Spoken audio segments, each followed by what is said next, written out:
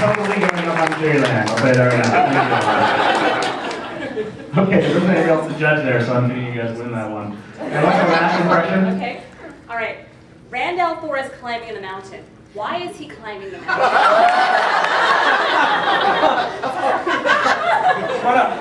There's a YouTube video. Okay, who are we talking about here? I'm Richard Five. Richard, how long have you been in the series? Since 02.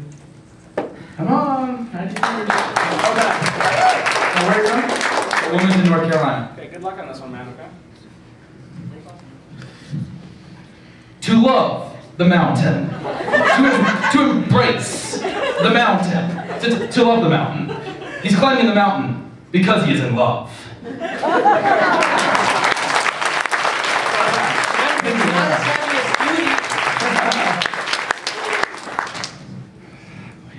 What's your name?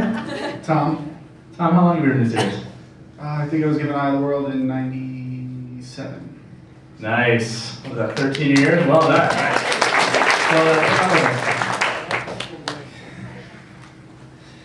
I'm climbing the mountain.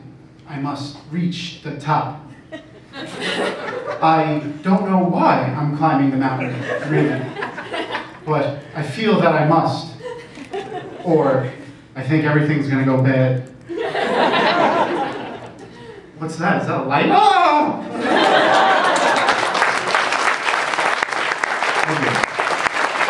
Okay, Jennifer, you want to announce the winners? You have to confirm. Yes.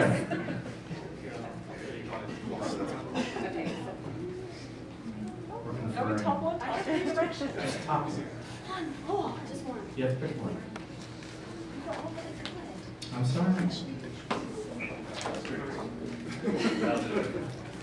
Not that we want to influence the judges or anything, but... Brandon's actually reading the pieces of paper. And the first one I picked up is, do I have a chance with Laney? I asked you guys to write serious questions on this. You know what's better than that. You ready? Okay. And? All right. We choose you, guy hiding behind all the others. Can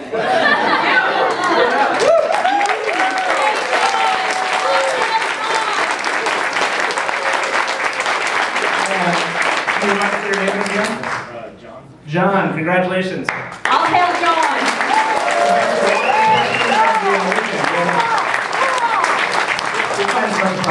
Jen has lots of stuff in the back room that she's waiting to give away. You said something like that on Twitter, right? Yeah. Thank you guys very much for coming up and being our judges.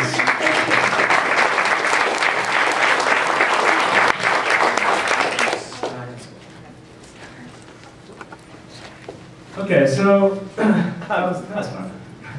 One of them had money in it.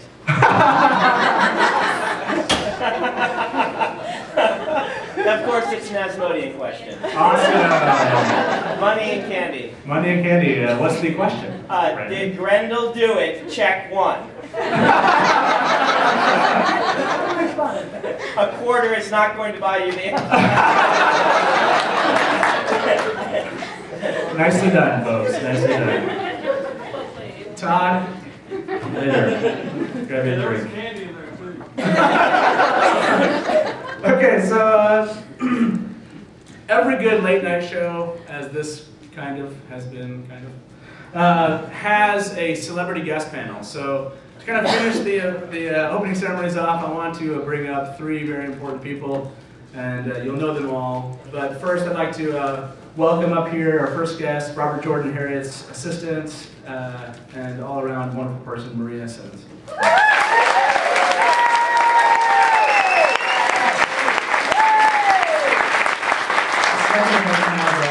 Robert Jordan's cousin and lifelong friend, Wilson Grooms, come up.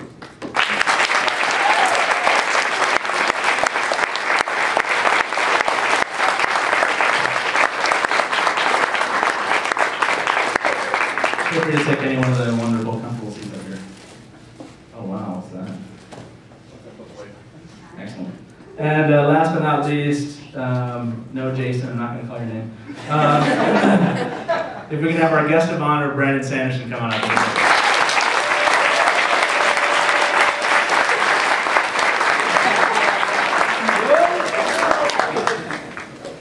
Coming over here. All right. Well, that's kind of behind the podium there. I'll get the. You know, my editor told me I can't call those podiums because you don't stand on them. It has to be a lectern. Is that who we talking about right here? That was actually what?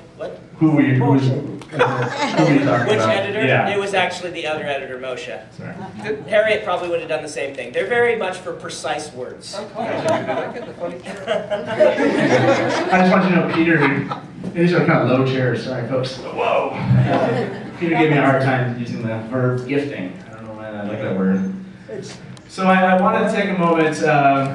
These are really low. I'm sorry. Feel free to Welcome to my world. I want to take a moment and get these three people up here and, in essence, let them talk and you not hear me very much. And I'm hoping that they have something to say because, you know, if you gave the mic to me for this entire time, I would just ask them about Asmodean, Lanfear, and Baron. You know, to be honest. That being said, about Baron. I apologize to the young man who's only on Winter's Heart. You've heard some stuff already tonight. Cover your ears. Yeah, exactly. Spoilers. Yeah, exactly. Spoiler alert. Spoilers. Leave the room. Baron came out to us in this last.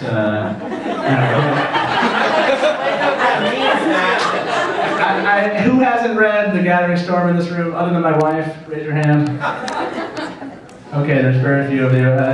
The winner. I hate ruining this one, but so about Baron, was it a surprise to you three?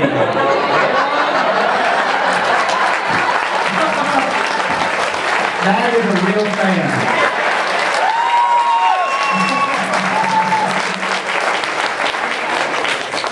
Well done. I didn't even have an applause card for that. That was great. With Baron, we looked at. To me, this whole Baron moment was such a reveal.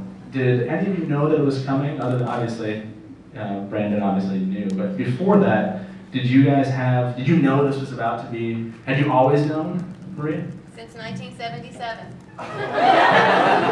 In 1977, Jim started looking at his notes and said, wow, these are a mess. I've got 3 different files with the same name, and I don't know if all these same information. So he came to me and said, I'd like you to tidy up my files. And I said, fine. He said, I do want to warn you, there'd probably be spoilers. And I said, good. So he started off giving me a big Aes Sedai file. There's actually a pair of them, and that are the thing. And the first thing I did was look up there. I was like, yes. And is this something you suspected for a long time, or you just wanted to know? I was curious about it, because there were, sneaky Baron. Right. There was more to her than met the eye, so. Okay. And Wilson was the same. Did you know this was coming up? Or? Not a clue. Not a clue. Was it a surprise to you? Yeah, it was. It was a surprise. Understand, I was, in a big way, Jim's escape from the world. I mean, you guys get around him, you're going to talk to him about the books. Right. Harriet, when he gets into the house, she's going to say, you were writing Pat and Fane, weren't you, today? Go back outside, get in a better disposition, and come back in the house. So he was surrounded by it all the time. And she would tell you, he never knew even what day it was sometimes, or what. So when I came, we went fishing. What did we talk about? What bait's working? And who's going to outdo who with what fish? Right. I just didn't bother him with it. I honestly didn't. Now, when our oldest son, Jonathan, was along with us, he would pick him on the books while we were fishing. And I remember one day in particular where he was picking him on why did he do this and why did he do that. And Jim would let him get away with it because he really respected how much he understood the world and appreciated it. But there was this particular day, though, and we were anchored and the fish weren't really biting and it was hot and Jonathan was doing this and Jim started looking at him through one eyebrow and I said, son, stop, you're about to become chum. so